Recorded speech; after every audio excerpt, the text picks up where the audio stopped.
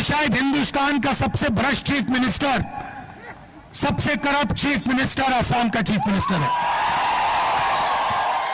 परिवार के सब मेंबर, चाहे बच्चे हो, वो स्वयं हो, उनकी बीवी हो, कोई ना कोई करप्शन में सबके सब लगे हुए एक साथ। वो सोचते हैं कि पैसे से पूरी असम की जनता को खरीदा जा सकता है, क्योंकि उनको पैसे से खरीदा जा सकता है, इसलिए वो सोचते हैं कि पूरी असम की जनता को पैसे का खरीदा जा सकता है। असम की जनता पैसे से नहीं खरीदी जा सकती। इस स्वागत के लिए, प्यार भरे स्वागत के लिए आप सबको बहुत बहुत धन्यवाद।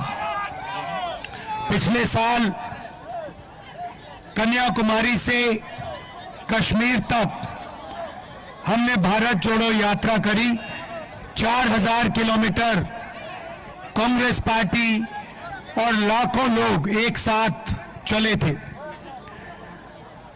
भारत जोड़ो यात्रा के पीछे सोच, जो नफरत बीजेपी के लोग, आरएसएस के लोग फैला रहे हैं, उसके खिलाफ खड़े होने का था।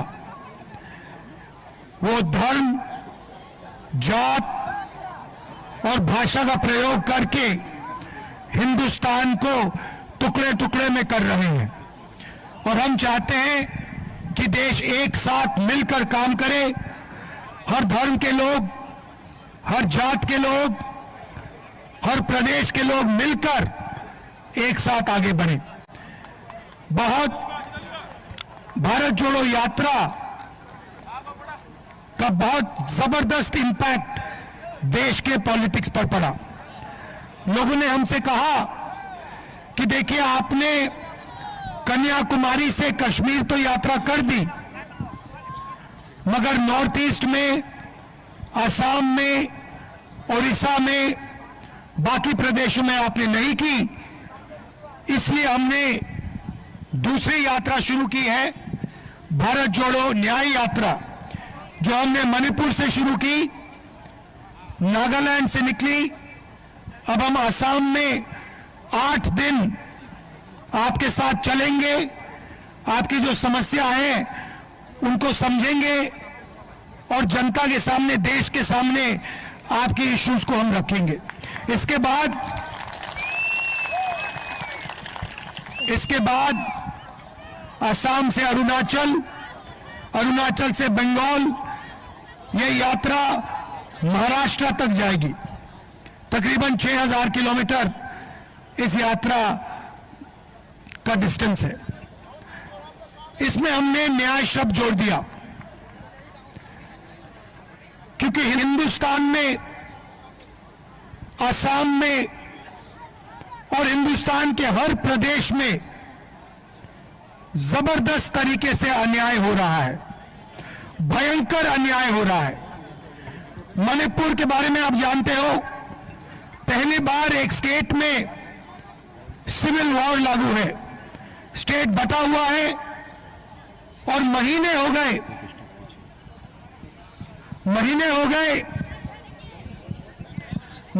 गए प्रधानमंत्री आज तक मणिपुर नहीं गए हैं। हिंसा को असम से बेहतर कोई नहीं समझता है। एक समय हुआ करता था जब आप लोग बाहर नहीं निकल सकते थे, हिंसा थी, नफरत फैली हुई थी, लोगों की हत्या हो रही थी। और याद रखिए कि कांग्रेस पार्टी खड़ी थी, कांग्रेस पार्टी ने हिंसा को खत्म किया और असम के लोगों को जोड़ा। और आज बीजेपी और आपके चीफ मिनिस्टर असम को बांटने का काम कर रहे हैं। आप जानते हो, मुझे कहने की जरूरत ही नहीं है कि शायद हिंदुस्तान का सबसे भ्रष्ट चीफ मिनिस्टर, सबसे करप्ट चीफ मिनिस्टर असम का चीफ मिनिस्टर है।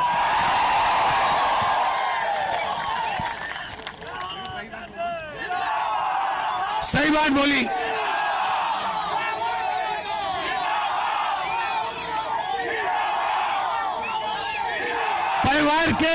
परिवार के सब मेंबर, चाहे बच्चे हो, वो स्वयं हो, उनकी बीवी हो, कोई ना कोई करप्शन में सब के सब लगे हुए एक साथ। और वो सोचते हैं, देखिए, वो सोचते हैं कि पैसे से पूरी असम की जनता को खरीदा जा सकता है, क्योंकि उनको पैसे से खरीदा जा सकता है, इसलिए वो सोचते हैं कि पूरी असम की जनता को पैसे का खरीदा जा सकता है। असम की जनता पैसे से नहीं खरीदी जा सकती, कोई कीमत ही नहीं है। असम की जनता शंकर देव की जनता है। उन्होंने आपको रास्ता दिखाया है और आपने बाकी देश को रास्ता दिखाया है।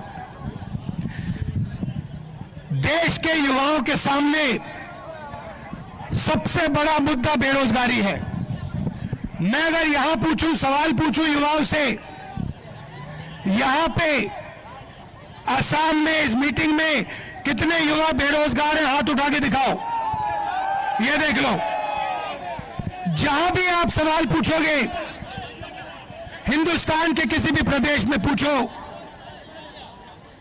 आपको बेरोजगारी ही बेरोजगारी दिखाई देगी। 2-3 उद्योगपतियों के लिए सरकार चलाई जाती है, चाहे एयरपोर्ट्स हो, पोर्ट्स हो, कृषि हो, इंफ्रास्ट्रक्चर हो। नरेंद्र मोदी ने सारा का सारा अदानी जी के हाथ कर दिया और यहां आपके चीफ मिनिस्टर सारा का सारा अपने हाथ कर रहे हैं।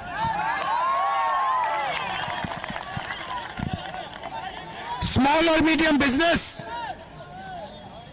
जिससे रोजगार बनता है, उसको जीएसटी और नोटबंदी से खत्म कर दिया। नतीजा है कि देश के सारे उद्योग एक के बाद एक बंद हो रहे हैं, पब्लिक सेक्टर खत्म हो रहा है और युवाओं को रोजगार नहीं मिल रहा है। ये युवाओं के खिलाफ अन्याय है। सबसे बड़ा अन्याय बेरोजगारी युवाओं के खिलाफ हो रहा है। ये हम देश के सामने रखना चाहते हैं। हिंदुस्तान बेरोजगारी के साथ कभी प्रगति नहीं कर सकता है।